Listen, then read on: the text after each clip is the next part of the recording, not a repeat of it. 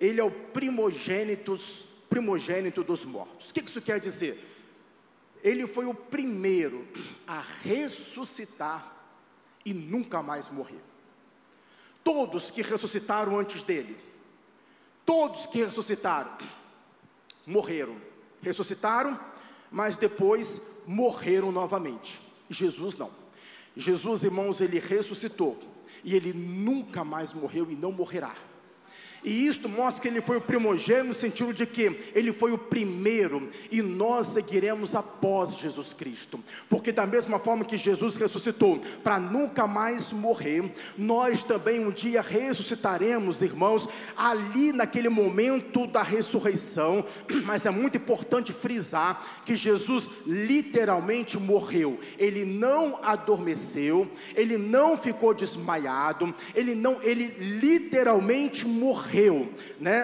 A Bíblia diz que foram testificar se ele está, porque disseram para Pilatos: olha, Jesus já morreu. Ele falou: impossível, vai lá testificar isso mesmo, né? E foram lá, iam quebrar as pernas para a pessoa antecipar a morte, e testificaram. O guarda testificou, e furou aqui do lado de Jesus, testificou que Jesus estava de fato morto, ele literalmente morreu. Mas acontece que a morte não segurou Jesus, não foi ninguém que orou para ressuscitar, não foi o anjo que teve de tirar aquela pedra para ele sair. Na realidade, a pedra saiu para que todos pudessem testificar que Jesus não estava mais ali. Mas no tempo certo, na hora certa, embora Pilatos foi lá e botou uma guarda ao redor daquela pedra, até domingo os fariseus pediram: coloca aqui guardas para que ninguém roube esse corpo de Jesus, porque ele disse que iria ressuscitar. Mas no terceiro dia ele ressuscitou, meus irmãos, está vivo. E essa é uma certeza que nós temos, de que quando aqueles que morreram em Cristo, você que está aqui hoje, que perdeu o ente querido que está em Cristo, eu quero dizer para você que ele vai ressuscitar quando a trombeta tocar, e nós estaremos para sempre com o Senhor. Ele é o primogênito dos mortos, meus irmãos. Amém? Depois diz aqui também que ele é o príncipe dos reis da terra. O príncipe dos reis da terra. Irmãos, quantos reis já passaram por esta terra? Vamos pensar até Jesus. Eu numerei aqui alguns nomes. Por exemplo, no Egito nós tivemos aí Ramsés. Na Babilônia nós tivemos aí Nabucodonosor. Na Síria nós tivemos Sanaqueribe. Na Grécia tivemos Alexandre. E no período de Jesus tivemos Augusto César.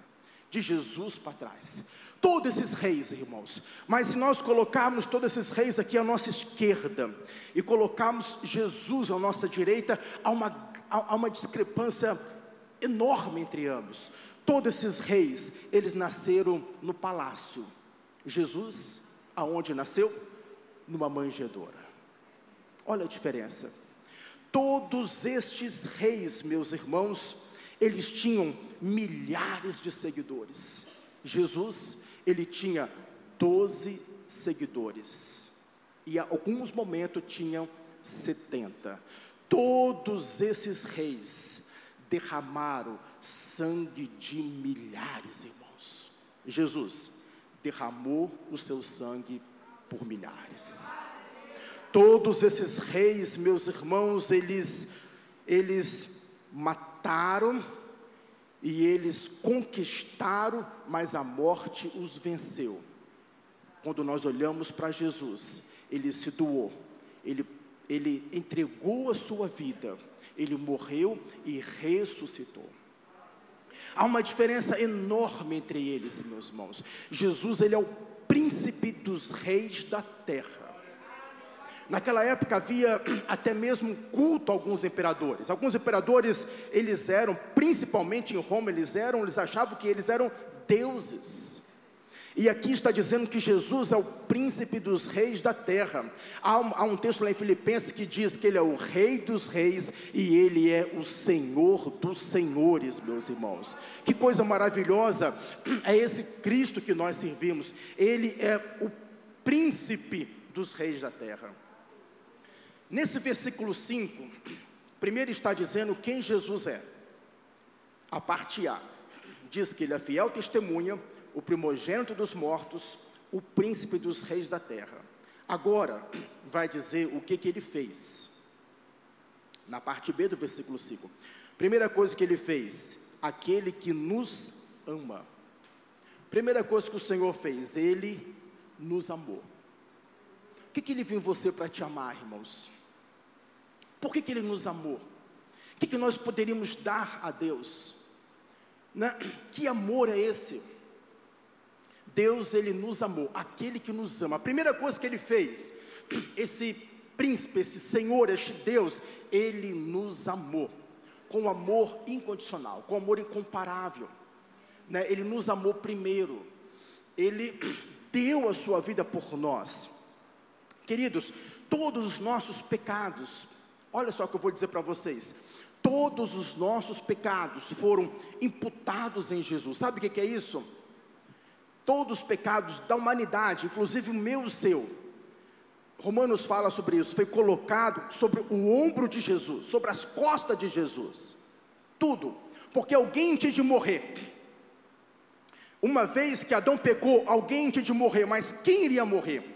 Quem iria dar vida? Não tinha ninguém apto para fazer isso. Mas a Bíblia diz, João 3,16, porque Deus amou o mundo de tal maneira que deu o seu Filho unigênito para que todo aquele que nele crê não pereça, mas tenha a vida eterna.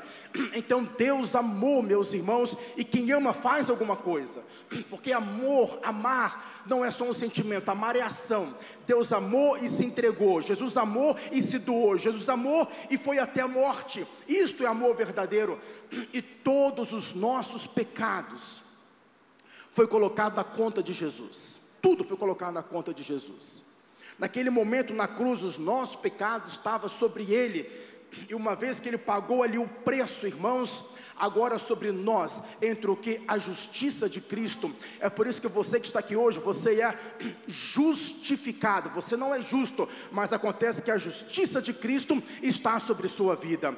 Hoje, meus irmãos, deixa eu falar para os irmãos aqui, já falei, mas volto a repetir. Hoje o diabo não mais pode te acusar. Hoje não. De Cristo para trás ele podia fazer isso. De Jesus para trás ele podia fazer isso, como fez com Jó, mas de Cristo para frente, ele não mais pode te acusar. A sua consciência te acusa. Você talvez se acusa a si próprio, você talvez não se perdoa a si próprio, mas o diabo não pode mais te acusar, veja bem, diante de Deus. Ele não mais pode chegar diante de Deus e dizer que você está em pecado.